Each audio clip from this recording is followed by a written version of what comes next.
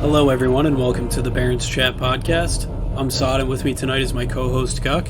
This is a podcast about World of Warcraft by two guys who play it. Guck, Beta Watch continues for you and myself. Definitely consuming a lot of content. AQ40 release is 1 week away, and some low population realms in retail are being merged together to hopefully create more, bigger communities and guilds on those servers. Lots to be excited about if you've been following any of the announcements or interviews going on in WoW. How was this week for you? I know you and I both grinded a lot of Mythic Plus. How'd it go? Yeah, this week for us was a lot of just kind of running keys, getting our community together on a much smaller scale compared to what Blizzard is doing as far as getting people organized, thinking about Shadowlands, thinking about what class they want to run in Shadowlands. Getting people to start looking into their class, theory crafting, looking at covenants, looking at potentially soulbinds. This week was a really good week, I think. For me, in retail, I was able to pick up some of the corruption items that I really needed from Mother, the corruption vendor, which honestly, I think without that, patch 8.3 would be a huge bust, largely because your corruption is such a massive component of your kit now. Even if you're one of the classes just running the stat boost, when you stack, 5-6 stacks of expedient or versatile or masterful or whatever it is, that is an immense increase in your stats, and that translates to an immense increase in your DPS, especially if you're stacking it the right way. So not having access to that before this week was a huge kind of hindrance to my performance. This week I got most of what I need. Next week I'll get the rest of it. So it was a really good week for my character, but again, that's just kind of secondary. We're just doing this to fill our time, get some gold before Shadowlands. The real goal is to have people, in our guild community ready to push Shadowlands hard when it gets available. We want to do pre-patch stuff. We want to talk, raid roster. We want to talk about the Mythic core. We want to talk about the Mythic bench. All of that stuff has really started, and we're getting the ball rolling. So it's a good time to be a part of our community. We're all having a great time. Yeah, and I think I pushed my IO up to 2,500 this weekend too, which is honestly a place I never thought I'd get to. I thought I was kind of done pushing keys, and then just kind of went after it hard this week. I know you did too. You actually got a plus 20 done, which is I don't even have done yet. So it's really good for you coming back to the game so fast. And yeah, a lot of the excitement going over, kind of building a new roster, raiding is pretty much a wash. I think we'll probably still clear heroic just to maybe get some of those undergeared guys geared up and just see kind of what they have. But overall, I think raiding is pretty much done for us this expansion. Finished it at 6 out of 12 mythic. It's, nothing to scoff at. Get those easy bosses out of the way. I will say that, obviously I killed everything post nerf, but I think it's one of the easiest mythic raid tiers I've ever seen with Nyalotha. Obviously that comes with the crazy stat inflations that corruption has given us. So it's been good. I'm kind of over it now. I'm enjoying Mythic Plus. I'm enjoying other games and Netflix and just kind of coasting through the rest of the expansion, which I think is fine with me. I've definitely toned down playing a lot of my alts, and it's gone into just prepping up, which has been awesome, and I'm really excited about what the future holds. Yeah, it's an exciting time. I had a ton of fun this week, but we'd be remiss to not mention all of the Shadowlands content that we have had fun kind of picking through as well. Last week's episode, we dove into a lot of the system-heavy additions that we're getting. We talked a lot about covenants. We talked a lot about what we think it will be like to introduce renown and conduits. So for this episode, I wanted to touch on some of the things that we didn't get to yet, namely what we think the lore is going to be like, what we think Torghast is really going to be like now that we're closer, and then mainly kind of speculating on what our week-to-week routine will be at the end game of Shadowlands, because that's really where the majority of, at least for me and for you, that's the majority of where our, enjoyment in the gameplay comes from. It's from being at max level and then running through the content. We're not like Bob Lundwall where we get a max level tune and then we're like, all right, that one's done, time to start a new one. We want to get into some of that end game rotation. So to start off, I think because there's not that much that has changed, I think maybe we talk a little bit about Torghast. What we have now in Torghast is very different from the Torghast that we were shown in Alpha. And I think they made some really good changes. I think Blizzard listened to the people in the Alpha. I think they saw, okay, some people want to run Torghast a lot. Some people only want to run Torghast as much as they need. And now that there are two kind of modes, two selectable options before you start, I think kind of everyone's going to be pleased. What are you thinking about going into, having Torghast available? So Torghast for me is just something I'm looking at as part of my weekly chores, right? I'm not. Maybe it'll be my favorite game mode.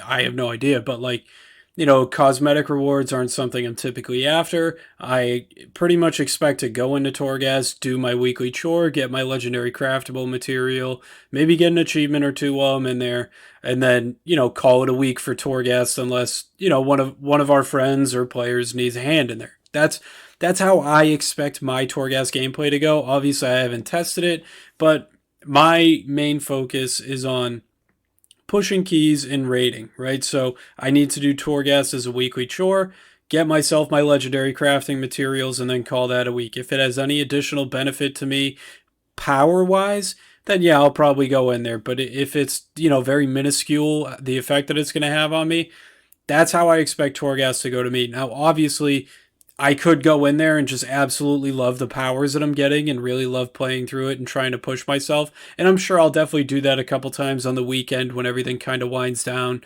and I'm just kind of playing the game until the reset comes. But overall, I don't expect personally to spend a lot of time in there. I know it's like a game mode that you and a lot of the other player base are really looking forward to. I'm just really looking forward to get my legendary crafting stuff and get to any other game mode where I can increase my player power. Yeah, I think for most people, they're going to be kind of on your boat. I think when we had the Mage Tower back in Legion, everyone was obsessed with getting their appearance, and it was very fun content. It was a challenging thing that you had to do to get it, but how many people ran Mage Tower after they already had the appearance? Once you've completed that challenge, there wasn't a lot of replayability to it. And that's something that Torghast brings. There are, combinations of anima powers. You can go in as a different spec and try out the different specs anima powers. So there is some more replayability. But ultimately, I think what drives that replayability is the reward you get from it. So some people will just enjoy the innate reward of getting to play something different and doing something unique with a class and spec that they love. But I think a lot of other people will basically be very reward-centric, kind of like you. They'll go in and they'll get their legendary crafting materials, which I think will only require 2 Torghast runs a week. So we'll touch on that again when we talk about the weekly. And then some people may never do the cosmetic side. Some people might unlock the cosmetics and never run it again. And then there are people like me, I'm pretty sure, as long as they do it well, that I will probably spend a good amount of my free time playing Torghast. I end up gaming pretty late. My schedule's pretty weird. And when I'm on and no one else is on, that's some killer content for me to do when I'm just solo instead of, risking it in a pugged key group. That, those are nightmares, especially if you're not a healer or a tank. Not only are you waiting for the group, but then you're stuck in a group that potentially has no chance of doing the key. So, it's tough. It would be a nice addition to that solo gameplay that I don't have right now. So for me, it would be good. I think for most people, they're going to enjoy running those 2 that they have to run. And it's not going to be, hopefully not as terrible as, war fronts or island expeditions were, though I'm sure that's the worry for most people.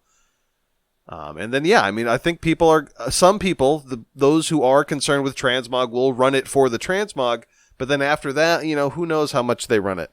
But I do think the fix that they did to Torghast, making you only run 2 a week to get your legendary craft stuff, and then however many you want for the cosmetics, I think that was a brilliant fix that they implemented, and that has me feeling like it's not going to be another repeated Warfront or Island Expedition fiasco. Yeah, I think also it's important, like, if it ends up being similar to Mage Tower and the appearance is very difficult to get and has like this prestige to it, then of course I'm gonna do that. I did the Mage Tower, I got the appearance on my main when it was still challenging, when I was at like 900 item level, which was, pretty much close to when the Mage Tower came out. And I there was a lot of prestige to having that. It was a great appearance. It looked cool. So I think that would be important to seeing, like, if people actually want to push deep into Torghast to really get those appearances. If it's challenging and not a lot of players can complete it, especially early on in the expansion, you get that early, like the first patch, and really just show how, show some of your skill and your capabilities as a player. A little bit of that social currency that, only games like WoW can give you that will actually have some form of value. Yeah, and I do think that the 2 weeks, 2 runs per week to get the legendary crafting materials, I think it's only 6 floors each run too, if I read the guide right last time. So I think it's really important that it seems like, like getting to the weekly stuff, that they're trying to not overload us, right? To make it, I would say, more simple to play multiple characters, which I think is good. And obviously there's concern among the higher end of the community with like playing alts. I mean, you can refer to Preach's video. I don't think we're going to get too into that, because at the same time, I think both Ian and Preach are right about the approach, and I do hope Blizzard can pull it off, making these covenants like separate things that are a very small, minuscule difference, and you can have a lot of variety in the classes in there. So I think that could be cool.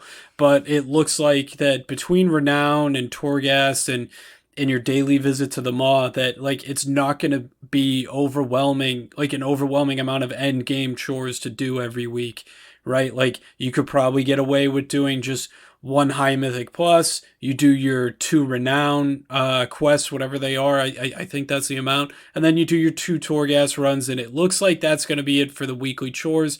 Other than grinding rep, which everybody is always doing at the start of the expansion, it happens every time. There's always decent gear before the first raid tier that is available on a reputation vendor. That's just part of the game. That's the way it is. So I understand that there was complaining about that going on, but I don't understand it. That's nothing new. So I think that's good. I think it's going to be manageable to play multiple characters, 2 or 3 for probably your semi-hardcore player like us, which is what I would probably define you or I as like a casual to semi-hardcore. And then, if you're a more hardcore person, maybe you can maintain 4 or 5. It definitely seems manageable from the outside looking in, and I think that's a great thing, a great addition, and a great change by Blizzard to really, make it accessible to play multiple characters. Yeah, and we are definitely going to dive back into the weekly systems at the end. I think really quick, just because we didn't touch on it last episode, let's talk a little bit about the lore that we will be getting, at least in our, 9.0 experience. I'm sure that Blizzard has a lot of, by the theme of what we've been given, they probably have a few other main story characters laying in wait for, our big 9.1, 9.2, 9.3 reveals. So we can speculate a little bit about that, but based on the stuff that we know is coming in the lore, it seems like Shadowlands is going to be kind of like this celebrity packed expansion where those of you who have been playing WoW for a long time, especially if you played BFA, a lot of kind of throwbacks throughout the world of World of Warcraft. We're going to see familiar bosses come back in Hakar, right? So Hakar which if you played Classic was a huge deal because we had the ZG release relatively frequently. If you continued playing WoW, there was the ZG rework, and now Hakar is coming back in a Death Loa themed dungeon. He's going to be the first boss. That's going to be cool. Carrying over from BFA with him, we'll see more of Bwansamdi, some of Muazala, which is supposedly Bwansamdi's boss. And I mean, we can't talk about that side without talking about Vol'jin. I mean, the fact that we have basically a confirmed Vol'jin cameo, I think it's even more than a cameo. I think he's like really a part of that Bwansamdi dungeon. We're getting a lot of big characters.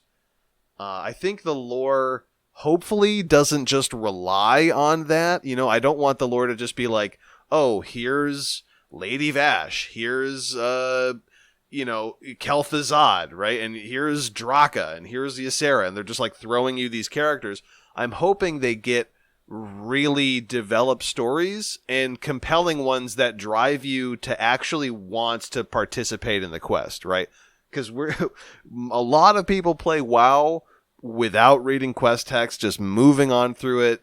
This is long since the days of Classic where you have to read that stuff.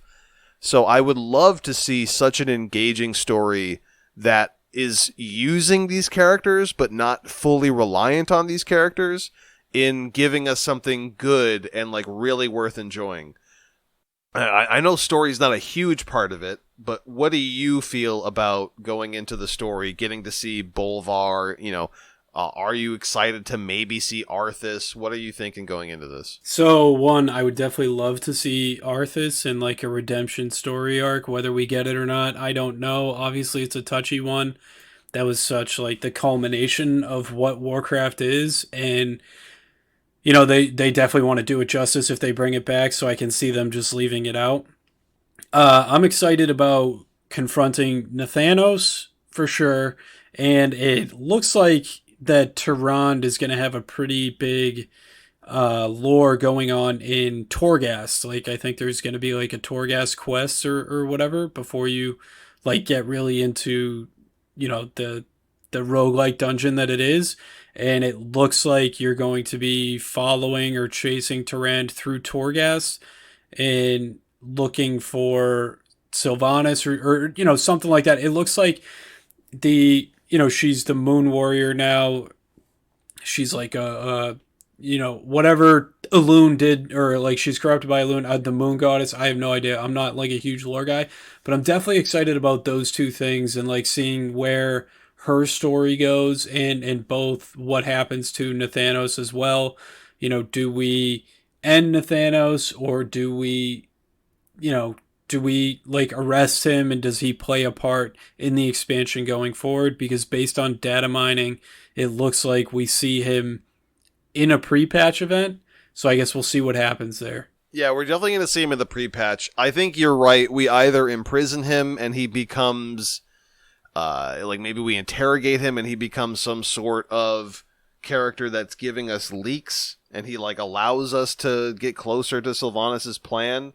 But I think he's like just too hardcore of a Sylvanas fanboy to ever do something like that. I think they will have him either fight to the death in the pre-patch and we kill him, or he escapes and he becomes like maybe there is even a mini raid where he's a part of like a 3-boss raid, or he's a part of the Sylvanas raid.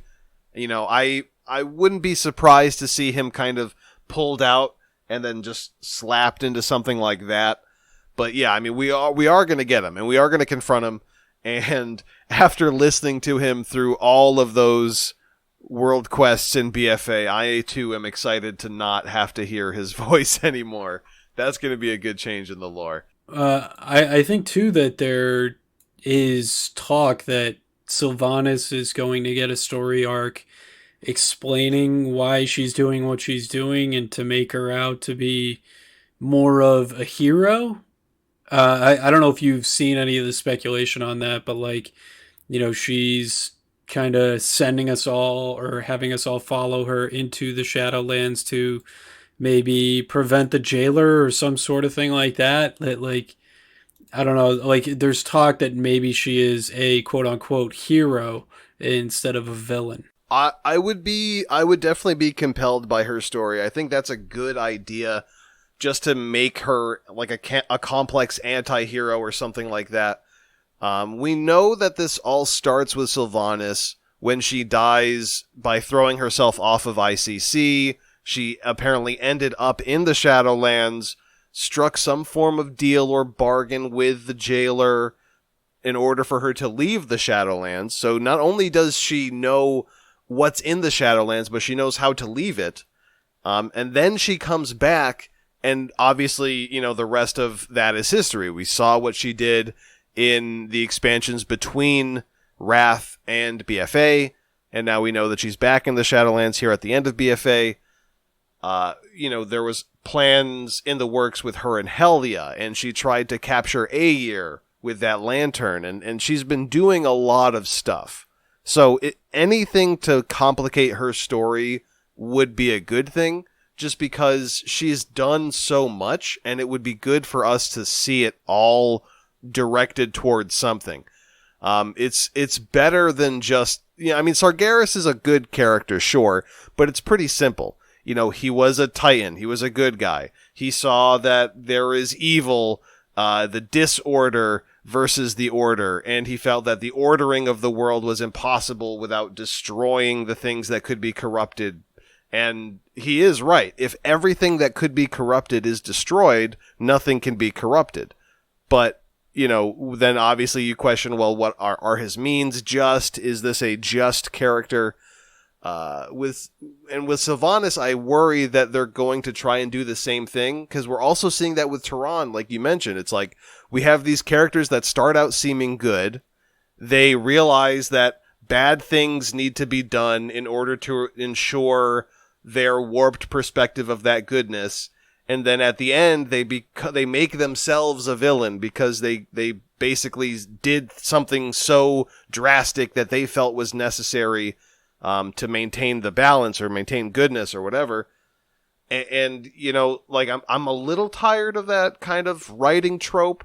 I hope that maybe Sylvanas is a bit different, but I could totally see them trying to pull off this, like, Sylvanas is actually the hero type thing. Yeah, and I don't know how I'd feel about it. I mean, I guess it would be different than being Garrosh 2.0, right? Which is pretty much the direction we're headed in right now. I'm not exactly the biggest Sylvanas simp.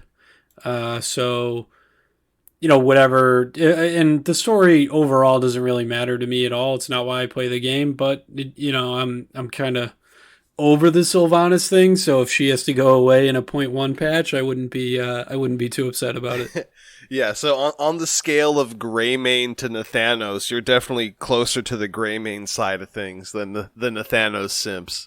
Yeah, it's just the story is kind of like done, right? There was this tension building in Legion, the burning of Teldrassil, the war, and then BFA as a whole, and now, just with the Shadowlands, like, all right, I'm done with Sylvanas being a main character. Let's it's almost like these old characters are kind of like fading off, and there's room for the smaller or newer characters to play a more main role, which I think is a good thing. Yeah, she definitely had her time to shine in BFA, obviously, but then, there's people who are probably going to say, like, well, her just disappearance at the end is, it just deprives you of that big finish that you want at the end of a story. So, yeah, hopefully we get it kind of quick, and then the story switches over to just the jailer, not so much Sylvanas and the jailer. I would be totally fine with that, like you said. If after Castle Nathria we start dealing with Sylvanas and then it just becomes a jailer focused thing, I would be pleased. Yeah, I do believe that Sylvanas she's had a great ride. Like, as a character with lore in WoW, she's got some of the best stuff going on. But also with that, it's best not to drag that out. It's best to put an end to it, cap it off. That story's finished, much like how Arthas' story is finished, at least at this point. And yeah, we just kind of see what happens with the rest of the cast. Let's switch off of lore. We did a lot of lore stuff. Let's end the episode on what I think is the most important stuff for our week by week, the end game weekly rotation. So we got a couple tidbits about things that are going to show up in the weekly, namely the new systems that we got. But Sod, what are you thinking about right now as your weekly routine going into Shadowlands? So say probably like 2 3 weeks into the raid tier, right? You settle into your routine. You're probably not worried about spamming dungeons or anything like that. I'd say likely what my routine would be log on Tuesday, get whatever I can get done for my renown done as soon as possible, get Torghast done as soon as possible on one or two characters, do kind of like my emissaries. I try to do my emissaries every day, and do my weekly dungeon, whatever cap that is that I need to do. So like I can kind of be stress free, and coast into raid logging for the week if I want to. I always play more than just raid logging, but it kind of opens up my gameplay to do, whatever I want. And I think, it's definitely looking like it's going to be a good thing that like there's going to be a cap on everything. So there's really no reason to play extra if you don't want to, other than to help your friends out, or maybe you need a piece of loot from a dungeon, you do that. So I think that is totally beneficial and totally good. Looks like you can have a lot of your weekly chores done on a Tuesday if you want to, on reset, or Wednesday if you're in Europe. And I think that's a good thing because it opens up leveling new characters, playing another character. You're probably not going to be very far behind because the catch up mechanics are going to be in place. You can catch up to people on the hard cap. So overall, I'm really looking forward to the end game of this expansion. I think it's great. I think it's also great that like you don't have to stress out about leveling another character or two in the first week or the first reset. It'll definitely help with the gear, but you're not going to be monumentally behind because of an artificial AP grind. Obviously, there are going to be grinds in the game, but overall, very excited about that. And I think the weekly chores are going to be kept to a minimum, and I'm very excited about that moving forward. Yeah, there is so much. There were so many systems given to us that it seemed like the weekly routine would be unbearable almost at first. But now that we've gotten closer to their limits on that content, I do feel a lot better. With Torghast, like we mentioned, you're going to do 2 runs of Torghast to get your legendary crafting materials, and that's all you need to do. That's a huge part of, the farm that I think people were worried about. Anima power, people were worried about, was the next Azerite power and then artifact power, but it's not. It's going to be something that has a cap. I think that's something that's going to come through our trips to the Maw, and the Maw has a weird cap system where once you go through different like stages of threat where the jailer is just kind of more and more aware of your presence, he will basically kick you out of the Maw. So you can't spend forever in the Maw farming up your different souls that you need to power your soulbind. So it does seem like, depending on if this is a daily routine or a weekly routine, the Maw isn't something that you'll spend a ton of time on, but I'll bet that we end up spending as much, if not more time in the Maw than we do in Torghast in general. I would say if you're just doing the minimum that you need, you'll do Torghast for your legendary, but once you've got all of the legendary stuff that you need, you'll still need to power your soulbinds, which will require trips to the Maw. So we'll still have to wait and see on that. I'm gonna guess it's a daily routine to do the Maw soul farming, but we'll see. We'll see how they end up handling that, because they are listening and they are aware of it.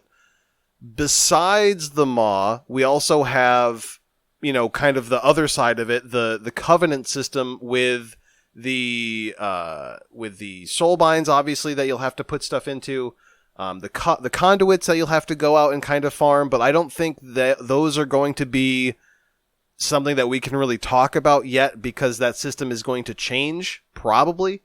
But it does seem like it's going to be something on probably weekly drop lockout, so if there's a certain conduit you need, you probably have to try and get it every week. And then there is the sanctum. So your covenant will also have a sanctum that as you run content, they will kind of improve that sanctum, which will improve the way you move through that specific zone. I'm sure there's going to be some weekly stuff on that linked to the last major new system they added, which is Renown. And they say that Renown is on a weekly cap after 2 world quests. And I'm sure these world quests are going to be part of the reworked world quests that are much bigger. So even though it's just 2 of them, it'll probably feel like 4. It'll probably feel like an emissary that you're doing every week. But it will hopefully be something that is done quickly. It's got a cap, so that means, like Sod said, you can do it on a character and then not play that character and still have them kind of caught up. So I would assume, 2 Torghast runs, as many trips to the Maw as you can make, the world quests that you're doing for your emissary as well as your covenant, and then just your standard weekly rotation. You'll do your mythic raid, your heroic raid, or your normal raid. You'll do your mythic dungeons. This is something I'm really excited about. We still have to see if you have to target a specific dungeon and run it a bunch to make sure you have choice from that dungeon in your weekly chest on Tuesday. So that may affect the way you run dungeons. We talked about this a little bit. If that's the case, you'll see certain classes just running certain dungeons, and it might make it harder to get certain groups. So definitely be ready with guild groups going into Shadowlands to get your dungeons if that is the case. Because pugging might become harder if there are very meta dungeons that people are running, and you want to run one that's off meta for a specific drop, right? You'll have to have kind of some infrastructure to get you groups faster than dealing with the meta of LFG. But outside of that, it seems like the week isn't going to be as bad as current weeks are through Legion and BFA, where in some cases, I remember in Legion clearing the board of AP world quests, which is disgusting. I remember having to do islands for catch-up in BFA. That was disgusting. It doesn't seem like there is any part of that in your weekly, which is great. Yeah, and it honestly, it looks like the way it's shaping up, and we've been critical of it on this podcast as well as a lot of the world first raiders, that the high end of people look like they're probably going to have to level up 4 of one class so they can swap covenants. The way Blizzard is choosing to stick with their form, make covenants easy to switch, hard to go back to. I'm skeptical, I'm nervous, but I do think that it is probably better for the game as a whole, not better for those players for sure. But I think if they can balance the covenants and the soulbinds, that it can be good and effective and kind of nice in a more casual or semi-hardcore environment to have, various utility throughout the raid because of covenants. I think that could be good. I'm gonna kind of go in with an open mind. I'm definitely nervous and skeptical, but I'm looking forward to seeing how it shapes up in the direction that it goes. Yeah, I share a little bit of that parting worry. I would like to see them buff soulbinds and nerf covenants to the point where the soulbinds really kind of carry your player power, and the covenant is an impactful choice that grants you those soulbinds, but ultimately isn't something that limits you in your performance. I would love... my dream is to see Warcraft logs and the top... it's never going to happen, because there will be a best covenant and a best choice to make. Even if it's 0.01% better, it will still objectively be better. But I would love to see, in the mid hundreds to 500s for top performers, there's a variety of covenants. I would love to see that. I don't expect that, but I would love to see it.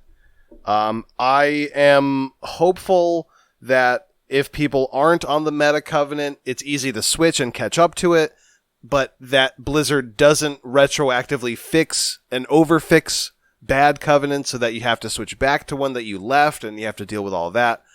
I am definitely most worried about that. So, in my opinion, buff soulbinds on across the board, nerf the covenants. But I think Blizzard's going to do the opposite. I think they will continue to buff covenants because it's the flagship system of the expansion. They want the covenant to be huge. So we'll just have to wait and see. Anything else you want to add before we wrap the episode? No, I will say if there is an issue with covenants, don't worry, Blizzard will fix it by 9.3, so you only have a year and a half of unbalanced and bad covenants if it doesn't go well at launch. Yeah, you only and then even when they fix it in 9.3, there's going to be a currency that you'll have to grind, and they won't put in a good convenient grind for it until halfway through that patch. So just be on the lookout for that. That's going to be great. Yeah, obviously sarcasm coming from us there. Definitely still very much looking forward to this, and I'm cautiously optimistic about covenants and soulbinds and the direction that goes. All right, thank you guys for listening. As always, please check us out on Twitter at Barrens Chat Pod, at Saudi LOL, or at GuckyMan. You can hit us up on email, baronschatpod@gmail.com. And as always, check us out on the website, baronschat.podbean.com. And we will see you guys in the next one.